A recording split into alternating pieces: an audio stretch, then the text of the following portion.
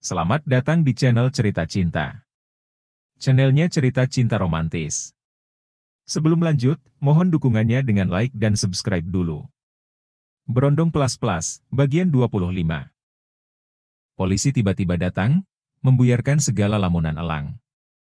Dia diberitahu, kalau ada orang yang datang membesuknya. Elang segera menemui orang tersebut, dia yakin kalau orang itu adalah Widi. Benar saja, ternyata memang Widi yang membesuknya. Elang segera duduk di hadapan Widi. Keduanya duduk saling berhadapan, dengan hanya dihelatkan sebuah meja. Selain mereka, ada dua sipir yang berjaga di dekat pintu. Kau semakin cantik, puji Elang. Ada apa ini? Apa kau jatuh cinta padaku lagi? Tanggap Widi. Aku malah bersyukur sudah memiliki cewek setia sepertimu, ungkap Elang. Apa itu artinya kita balikan lagi? Tanya Widi seraya menopang dagu dengan satu tangan. Memangnya kau mau pacaran sama cowok kayak aku? Elang justru berbalik tanya. Memangnya apa yang salah denganmu? Di mataku, kau tetaplah Elang yang keren. Ucap Widi, ia menggenggam tangan Elang. Keduanya saling bertukar pandang dan tersenyum, maka semakin luluhlah hati Elang. Hari ini aku membawakanmu masakan buatanku sendiri. Maaf, kalau hari ini aku tak bisa membawakanmu lalapan dari warung langgananmu, kata Widi panjang lebar. Memang setiap berkunjung menemui Elang, dia selalu membawakan ayam lalapan dari warung makan langganan Elang. Gak apa-apa, ini juga aku bersyukur banget. Aku malah senang bisa ngerasain masakan kamu, sahut Elang. Dia segera menikmati makanan buatan Widi. Elang memejamkan matanya, karena menurutnya makanan Widi lumayan enak. Aku seperti merasakan masa depanku, imbuhnya sengaja menggoda Widi. Namun Widi tak menanggapi. Elang lantas menatap ke arah cewek itu, dia bisa melihat raut wajah Widi tampak sendu. Wid, kau baik-baik saja? Tanya Elang. Gak, aku baik-baik saja. Kenapa? Widi langsung gelagapan. Udah, cerita aja. Kayaknya kau lagi ada masalah, tukas Elang. Jangan. Aku nggak mau menjadi penambah beban pikiranmu, tolak Widi. Ayo cerita. Sebelum waktu kita habis. Elang memaksa, karena dia mencemaskan Widi. Ya sudah kalau begitu, Widi segera menceritakan masalahnya. Katanya, dia sudah berhenti jadi sugar baby demi Elang. Namun setelah berhenti jadi sugar baby, dia terkena kesulitan ekonomi.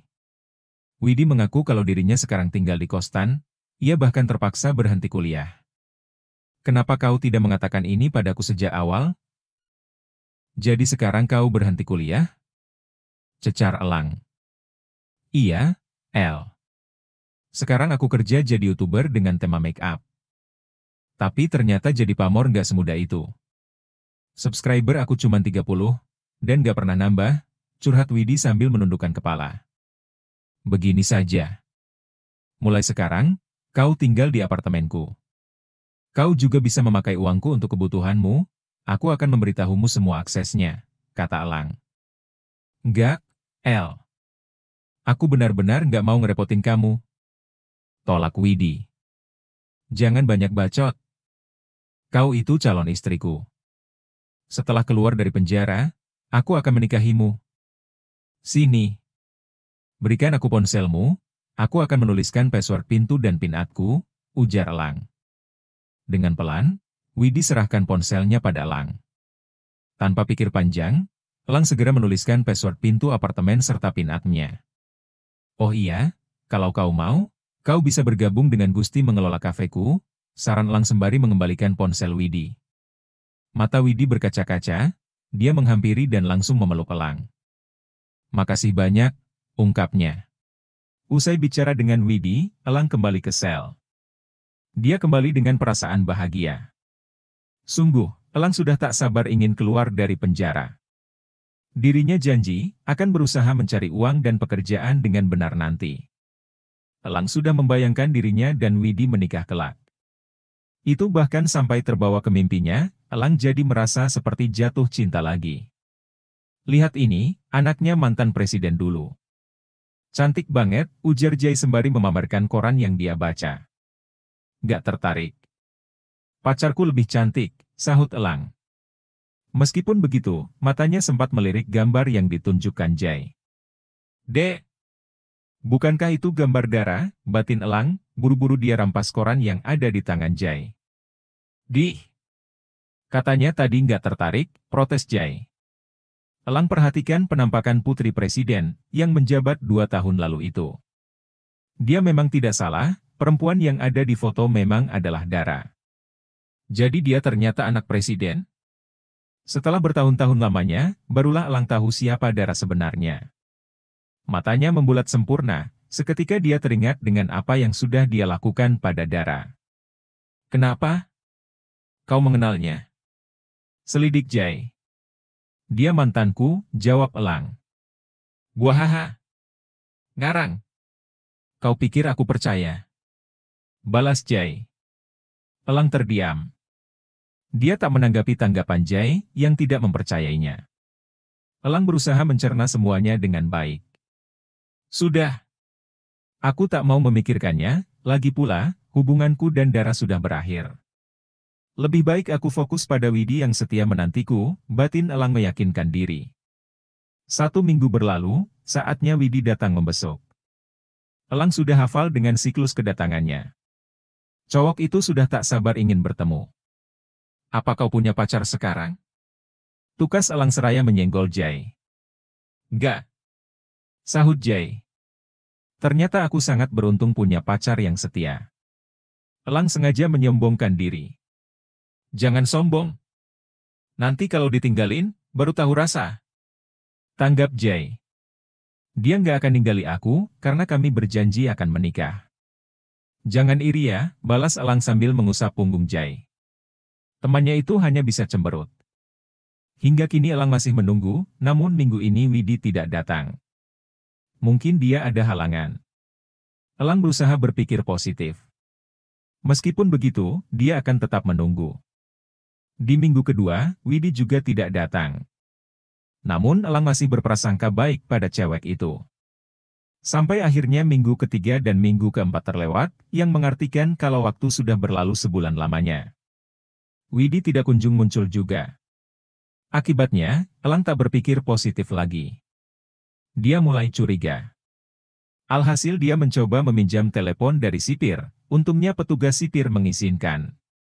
Elang mencoba menghubungi Widi, namun sayangnya nomor cewek itu tidak aktif. Semakin heran dan penasaranlah Elang. Sudah selesai? Tanya sipir yang menemani Elang.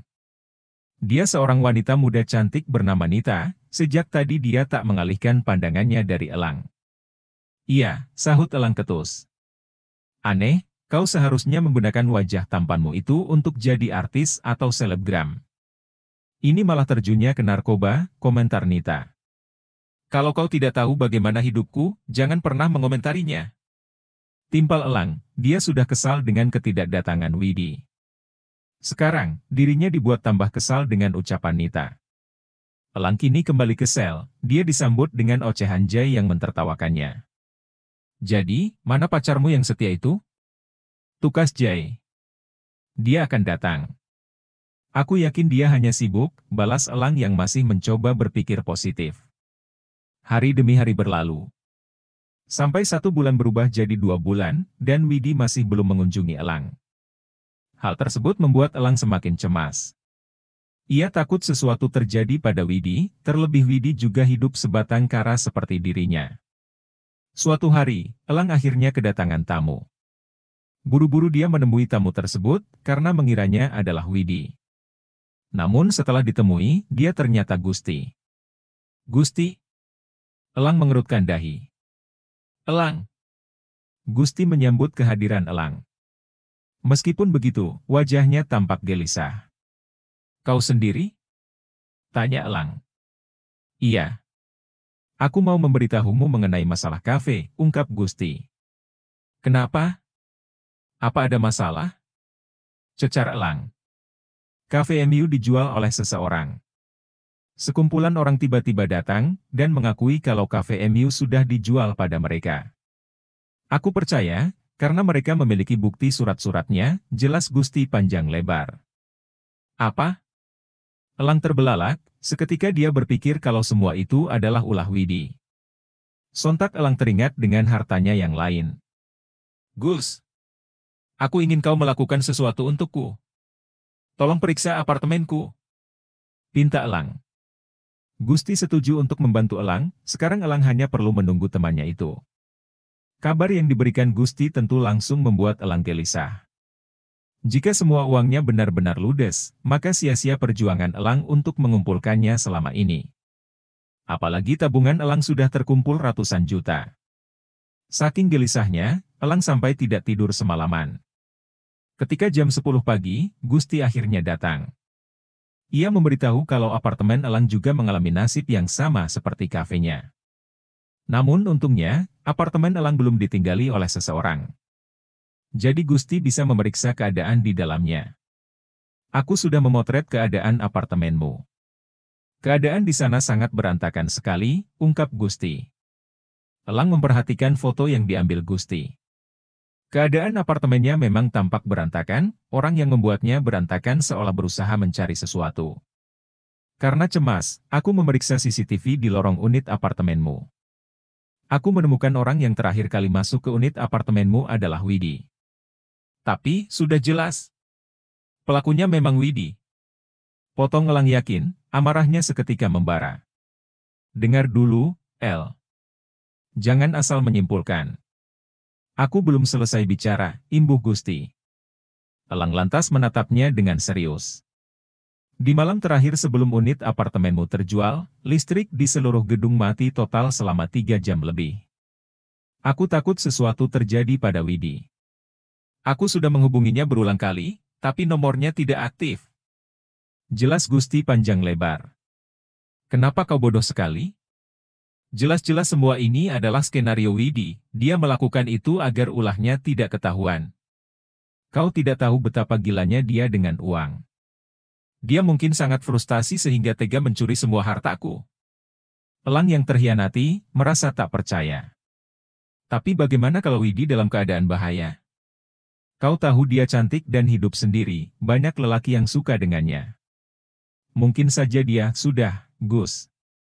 Hatiku sekarang benar-benar sakit. Semua hartaku sudah habis, dan aku yakin tersangkanya adalah Widi. Karena dialah satu-satunya orang yang mengetahui semua akses tabunganku, ujar Elang yang kini tampak sendu. Aku akan berusaha mencari Widi. Tapi aku tak bisa berjanji, karena aku punya kesibukan yang harus diurus. Kau tidak perlu mencarinya. Aku yakin dia pasti sedang bersenang-senang sekarang, tanggap Elang. Terima kasih sudah membantuku, aku sangat menghargainya. Mulai sekarang, kau boleh berhenti membesukku. Kau fokus saja mengurus 2 istri dan anakmu, lanjutnya sembari beranjak meninggalkan Gusti. Elang segera kembali ke sel. Gusti hanya mematung di tempat, dia merasa kasihan pada Elang. Gusti sangat ingin menolong temannya tersebut, namun dirinya tidak tahu harus berbuat apa. Alhasil, Gusti memilih mengatakan semuanya pada Rili saja. Kini Elang dalam perjalanan kembali ke selnya, dia lagi-lagi ditemani oleh Nita. Maaf, tapi aku sudah mendengar semua pembicaraanmu tadi. Apa pacarmu mengkhianati dan membawa kabur semua uangmu? Tanya Nita. Elang berhenti melangkah, dia melotot pada Nita. Bisa-bisanya ada seorang sipir yang kepo sama kehidupan penghuni lapas. Apa kau suka denganku? Hah? Timpalnya dengan ekspresi garang. Apa terlihat jelas? Nita menoleh ke kiri dan kanan, memastikan keadaan sepi. Aku dengar kau adalah berondong plas-plas, bisiknya. Elang menarik sudut bibirnya. Kenapa? Kau mau jasaku? Tawarnya. Bisa dibilang begitu, Nita menjawab dengan malu-malu. Kalau begitu, kita tidak perlu langsung ke sel. Bawa aku ke tempat aman di mana kita bisa melakukannya, kata Elang. Kau mau? Nita memastikan. Ya. Elang menjawab singkat sambil melangkah maju. Berapa aku harus membayar? Tanya Nita. Aku akan melakukannya secara sukarela, sahut Elang. Tapi, jangan memprotes bagaimana caraku memperlakukanmu, tambahnya. Pupil mata Nita membesar, dia merasa tertarik. Tentu saja, ayo. Ikut aku. Ajaknya. Nita membawa Elang ke sebuah toilet terbengkalai, di sana dia bercerita sedikit. Aku nikah muda karena hamil duluan. Tapi setelah 2 tahun menikah, suamiku selingkuh. Sekarang sudah 1 tahun aku menjanda, jadi aku ingin melakukannya setelah sekian lama, curhat Nita. Diamlah. Ayo kita lakukan sekarang.